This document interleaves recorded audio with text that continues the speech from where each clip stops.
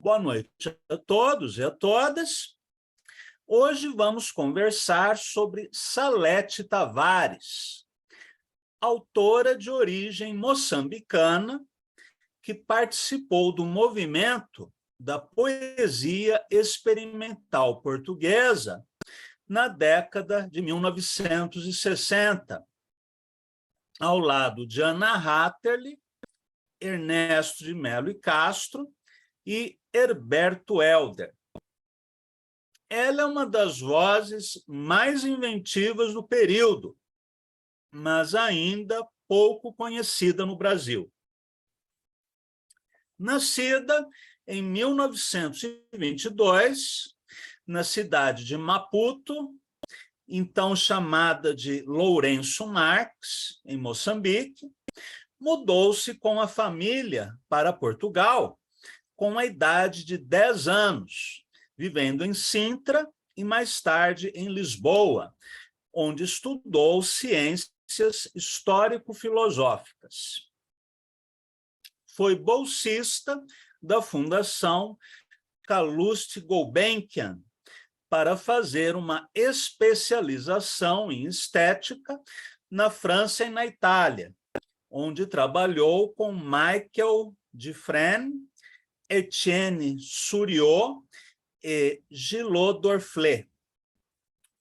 Realizou também cursos de filosofia, estética, linguagem e teoria da arte em universidades francesas, espanholas e italianas. E publicou ensaios de estética na revista Brotéria.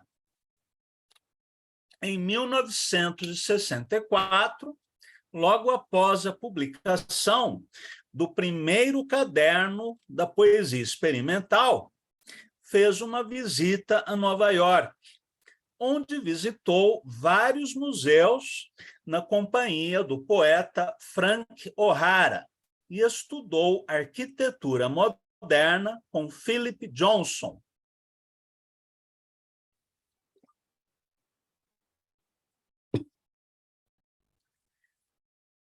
A partir de 1965, lecionou estética na Sociedade Nacional de Belas Artes. Seu primeiro livro de poesia, Espelho Cego, foi publicado em 1957, embora ela se dedicasse à poesia desde o final da década de 40.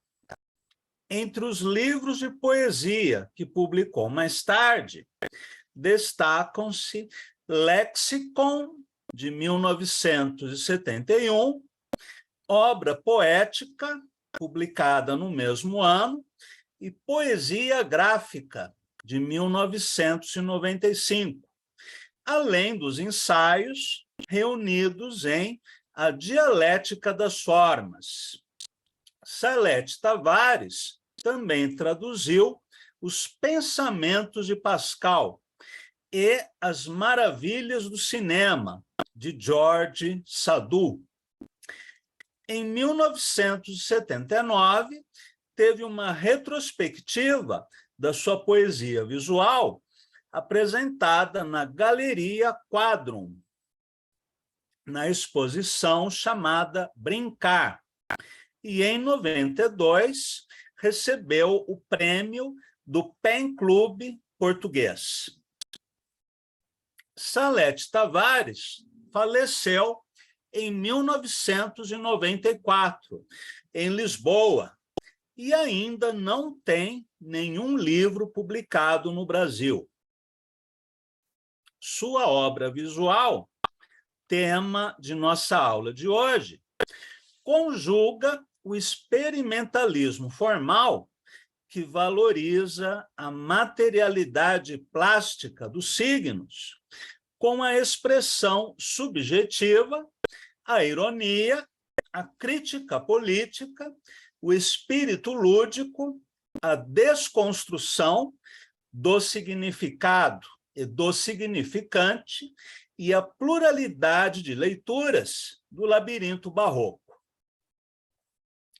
além da poesia visual, criou também poemas objeto e instalações que rompem as fronteiras entre a poesia, ou seja, a arte das palavras, e as artes plásticas, utilizando diferentes materiais e suportes, como o metal, o acrílico, a madeira, o vidro e o papel. Seu trabalho semântico muitas vezes utiliza a fragmentação das palavras em sílabas ou letras dispostas na horizontal ou na vertical, não raro misturadas de modo aleatório, numa fragmentação verbal que transforma os signos em elementos puramente plásticos, assim como acontece na obra visual de Anna Hatterley. Em outras experiências, apresenta poemas verbais figurativos, à maneira dos caligramas de Apollinaire. Conforme escreve o pesquisador português Jorge dos Santos, a poesia de Salete Tavares utiliza a tipografia e o espaço em branco como silêncio, silêncio malarmiano. A sua estruturação gráfica e semântica evoca Schoenberg e o seu canto falado, ou Sprechgesang. A esse propósito, escreve Luciana Stegagno Picchio. Salete Tavares revela o gosto sinestésico de toda a vanguarda, confirma a individual propensão para a música desta artista total, plástica, verbal e audiovisual. O canto falado, ou Sprechgesang, de Schoenberg, citado por Reis, é uma técnica musical utilizada em peças como Pierrot Lunaire, em que o declamador não canta nem recita os poemas, mas os oraliza de maneira similar ao canto gregoriano medieval e as falas do teatro no japonês. O atonalismo, mencionado muitas vezes nos textos críticos sobre a autora, por sua vez, refere-se à música em que não há uma tonalidade predominante, como acontece no próprio Pierrot Lunaire. O atonalismo tem como ponto de partida o prelúdio de Tristão e Isolda, de Wagner, em que é difícil reconhecer a diferença de tom das notas. E foi desenvolvido por Schoenberg justamente em peças como o Pierrot Lunaire. Em relação ao uso da tipografia na poesia de Salete Tavares, Reis afirma que, aspas, o trabalho de poesia tipográfica encontra dois tipos de suporte: a espacialização ou tridimensionalidade e a impressão sobre o papel. Portanto, algo bidimensional. Na peça Maquinim, Salete Tavares aperfeiçoa de forma extremamente equilibrada a utilização da tipografia ao conceber um tipo de letra de grande homogeneidade gráfica. Vamos ver este poema.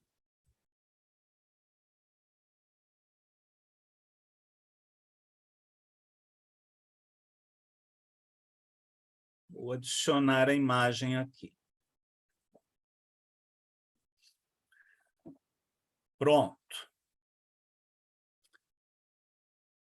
O poema tipográfico, continua Reis, parte de uma composição de 1959, onde se descreve aquilo que se veste ao manequim. Nesse sentido, o poema é constituído por 12 linhas de escrita descendentes, formando uma veste sem corpo presente, uma metáfora da peça de roupa em exposição. Fecha aspas. A distribuição vertical, caótica das letras, por sua vez, não permite uma leitura linear, de modo que a leitura deve ser feita pelo espectador de maneira livre, pela combinação das letras em qualquer direção, pelo deslocamento do olhar. Eu vou adicionar mais 2 imagens, um minutinho só.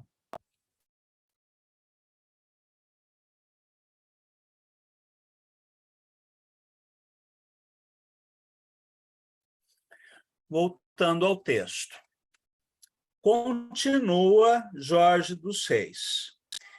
Ao querubim e ouro besouro revelam de novo a poetisa tipográfica de maior originalidade em Portugal. Um domínio perfeito da tipografia e sua composição espacial fariam destas 2 peças os 2 momentos de maior fulgor tipográfico no contexto nacional. Vamos ver primeiro Ao Querubim.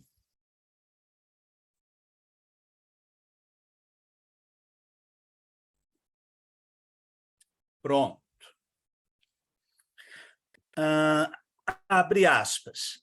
Do ponto de vista semântico, evocam um experimentalismo assumido, onde o jogo lúdico entre as palavras é também sonoro. Observe-se a sonoridade de ouro e besouro e a dimensão fonética de mal, quer, rubi, palavras extraídas de Ao Querubim, evocando uma dimensão musical e dodecafônica do poema. Fecha aspas. O dodecafonismo, citado por Reis, refere-se a um sistema musical criado por Schoenberg a partir da música atonal, em que as 12 notas da escala cromática são tratadas como equivalentes, sujeitas a uma relação ordenada e não hierárquica. As notas são organizadas em grupos de 12 notas, denominadas séries. Por isso, o dodecafonismo também é chamado de música serial, as quais podem ser usadas de 4 diferentes maneiras. Primeiro, a série original. Segundo, a série retrógrada, a série original tocada de trás para frente. Terceiro, a série invertida, a série original com os intervalos invertidos. E 4, retrógrado da inversão, a série invertida tocada de trás para frente. Tanto as células melódicas quanto as harmônicas devem ser originadas com base na série. Claro que, a partir dessa breve descrição, vocês já perceberam as relações entre a poesia concreta e o dodecafonismo, e também as relações entre os labirintos poéticos com o dodecafonismo. Jorge dos Reis prossegue. Do ponto de vista tipográfico, Al-Querubim consiste num tipo de letra concebida pela autora em alumínio gravado anodizado, formando uma composição em quadrícula, onde o espaço entre as letras é sempre o mesmo. Vamos mostrar agora um outro poema, o Ouro Besouro.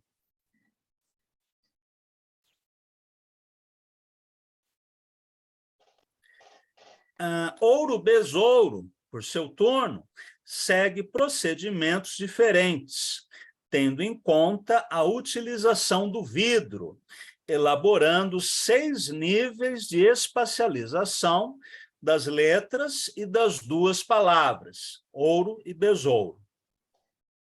Em relação à poesia tipográfica de Salete Tavares, impressa em papel, notamos a influência figurativa dos caligramas de Apollinaire, como, por exemplo, na composição chamada Aranha, de 1963, talvez a mais conhecida da poeta portuguesa.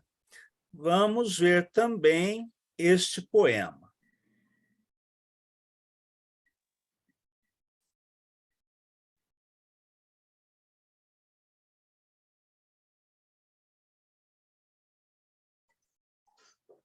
Vou mostrar 2 versões do poema. Primeira versão mais simplesinha, mais conhecida, que, na verdade, é um fragmento do poema, não é o poema todo. E agora, o poema na sua totalidade.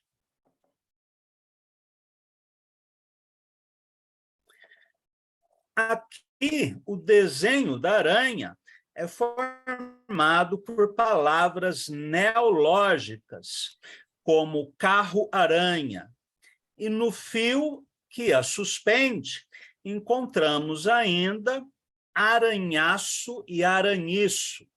A tessitura da teia da aranha torna-se tessitura de palavras.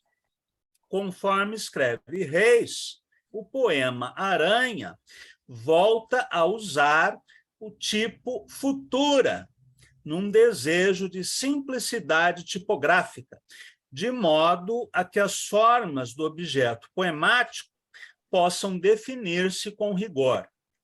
Aranha evolui para formas de grande requinte tipográfico, plasmadas em letras outline, de fino recorte, e numa utilização da escrita em diversas escalas. Vamos ver agora o poema Ordem. Deixe-me encontrá-lo.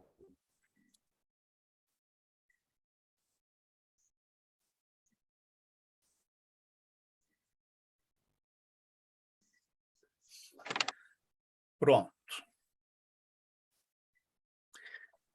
Do mesmo modo, no poema Ordem, encontramos 5 colunas verticais que, em sua base, torna-se arredondado, em que encontramos a repetição da palavra ordem, fragmentada em letras verticais, para serem lidas de cima para baixo. Na base do poema, porém, as letras se embaralham, fora de ordem, revelando a confusão, o caos e o medo, palavra que pode ser formada a partir das letras dispostas de maneira anárquica. Então, de ordem vem o medo. Prosseguindo. A última palavra do poema é novamente ordem, agora em letras maiúsculas, corpo maior e em negrito, com toda a ênfase tipográfica que reproduz de maneira enfática a repressão inerente ao sentido do termo. Um minutinho só. Sobre os poemas tipográficos impressos da poeta portuguesa, escreve novamente Jorge dos Reis. A poesia tipográfica de Salete Tavares, que utiliza o papel como suporte, revela um domínio absoluto da tipografia, tendo em conta uma eficaz utilização de tipos de letras sofisticados e extremamente bem combinados.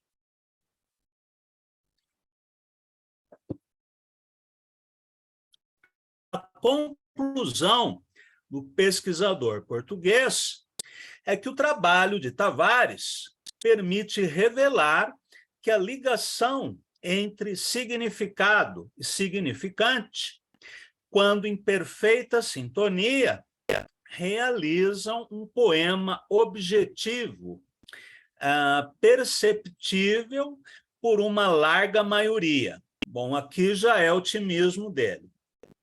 Uma manipulação informada da tipografia, com a qual revela verdadeira familiaridade, juntamente com uma personalidade extremamente apurada, faz de cada um de seus poemas artefatos que comunicam diretamente com o observador, ao contrário do que acontece com Anna Hatterley, por exemplo, que tem uma vocação maior para um certo abstracionismo e elisão do sentido.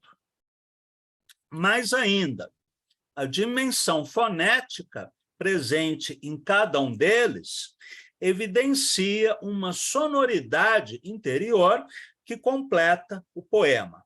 Fecha aspas. Vamos ver agora mais alguns experimentos verbais de Salete Tavares.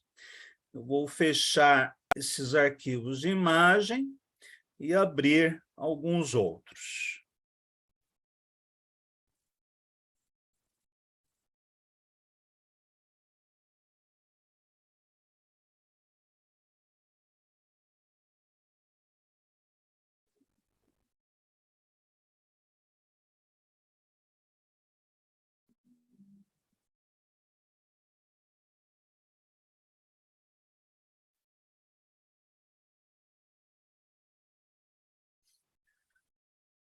Pronto. Começando com um poema que lembra bastante as experiências dadaístas, né? Em que você tem uma imagem figurativa e ao lado dessa figura, dessa imagem figurativa, um discurso poético que mantém uma certa linearidade sintética numa geometria mais abstrata.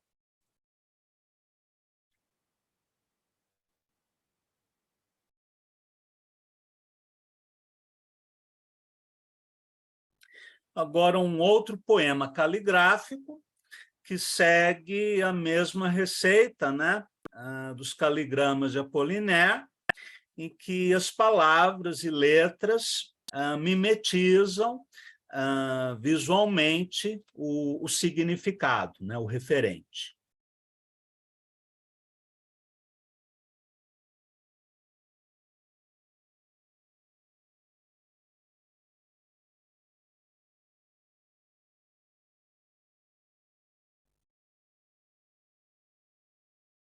Agora, alguns poemas mais próximos de um abstracionismo, como essa instalação, né, num espaço tridimensional.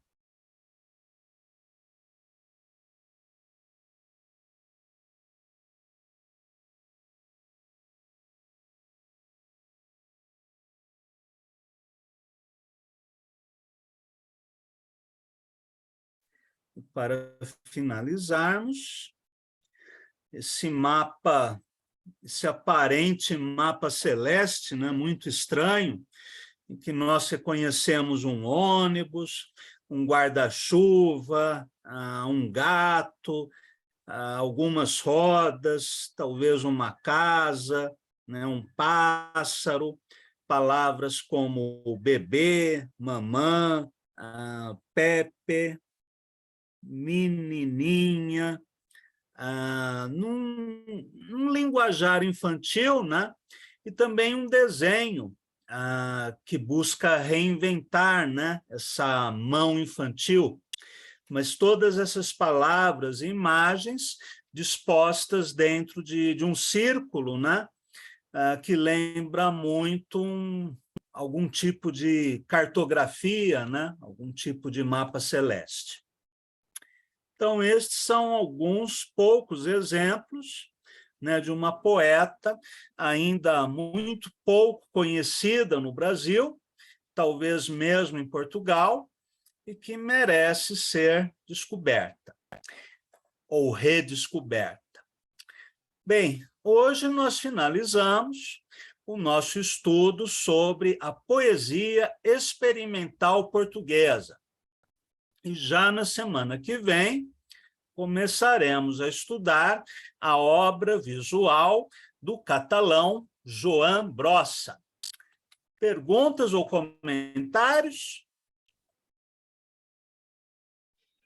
Cláudio, eu ia digitar aqui que eu gostei muito, muito mesmo do trabalho dela, e a sua aula foi ótima. Vou procurar conhecer, gostei muito mesmo. Alguma coisa dela na estante virtual. Vocês podem fazer uma pesquisa lá, né? O mais caro custa R$300, mas tem outros livros um pouco mais acessíveis. E quem sabe na Amazon, né, na Livraria Cultura, na Livraria da Vila, vocês não conseguem também alguma coisa. Você tem alguma indicação de nome, assim, de livro, já? Alguma coisa para procurar? A poesia gráfica dela é uma obra interessante, Poesia mas é gráfica. É praticamente cara? inencontrável. Ah, Deixa eu ver o que o José Ricardo escreveu. Professor, no ofício poético, a poesia visual, como aprendemos, qual fonte e qual momento usar? Depende muito de poema para poema. Por exemplo, se for um poema político, um poema amoroso, um poema metalinguístico, a ideia é que o sentido, né, e a forma sejam indissociáveis, né, o significante e o significado sejam indissociáveis. Então, você vai buscar a fonte que seja mais eficaz para expressar a ideia do poema. Daí que não tem uma fonte, né, específica. Isso varia de poema para poema. Inclusive o uso da cor ou não, o uso do suporte. Cada poema tem a sua própria biografia, né? Vamos dizer assim. Exato, a busca de um isomorfismo, que é essa relação fundo e forma.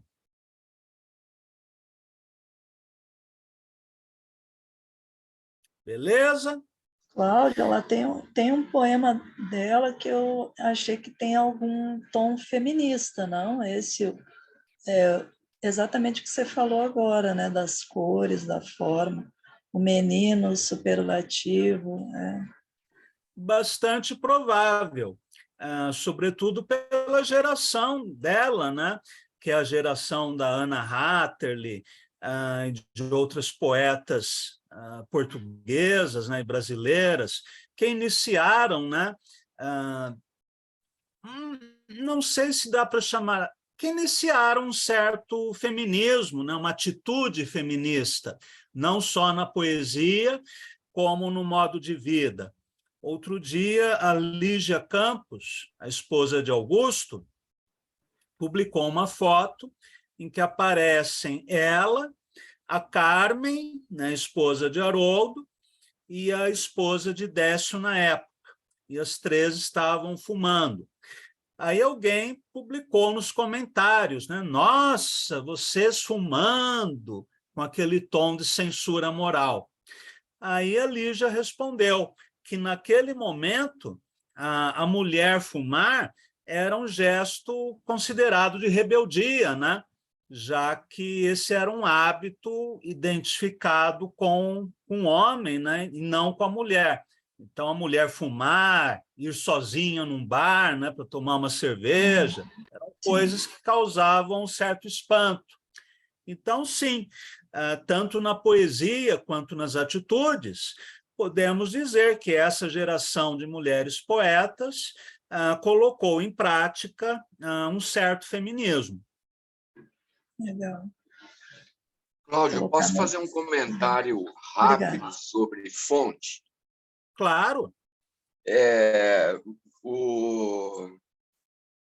Geralmente, os primeiros concretos, né, usavam a fonte Verdana, a hora que entrou o computador e tal, porque ela é grande e ela é individualizado as letras. Não é como a Times New Roman, que toda letrinha tem uma perninha assim que parece que continua na outra, né? Meio cursiva assim. Então, eu acho, e eu uso para poema, fontes que não sejam cursivas. E a Verdana é muito legal pelo tamanho dela e por isso, né, ela é meio arredondada e tal. Obviamente que você tem total razão quando fala sobre o isomorfismo, né? O poema pede alguma coisa diferente, né? Sim, tudo depende da intenção do poema. Mesmo o Augusto, né? Se a gente for pegar a Caixa Preta, por exemplo, ele vai trabalhar com uma infinidade, né, de tipos. A Caixa Preta é da década de 1970, não existia computador. Então, vocês podem imaginar o sofrimento dos gráficos, né, quando trabalharam na impressão desse livro. E nas provas e mais provas tipográficas que Augusto pediu para revisar, enfim, deve ter sido um tormento, né, na gráfica. Hoje fica tudo muito mais fácil. Muito bem, Cláudio, meus caros. Oi. Eu não vou poder assistir ao vivo a tua participação, mas eu vou ver a gravação, ok? Sinto muito, certo.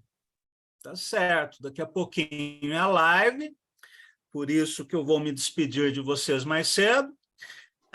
Daqui a pouco eu já vou entrar no site, né, para ver se fazer o teste de áudio, né, de imagem, e às 20 em ponto começa a live. E na semana que vem, então, nos encontramos de novo para falarmos sobre Brossa, um grande poeta. No Brasil existe um livro dele publicado pela Demônio Negro, né, a obra visual. Depois eu vou fotografar a capa e publicarei no grupo. Então é isso, meus caros. Obrigado pela Cláudio, presença. só queria te dar um feedback. Para mim aqui, a tua imagem travou um pouco, viu? Como Agora, você vai no ter final? live... Não, algumas Isso. vezes durante o curso, aí se você tiver outra solução aí, né? Tá certo. Para você não ter problemas lá na sua live, né? Eu vou mudar de Wi-Fi.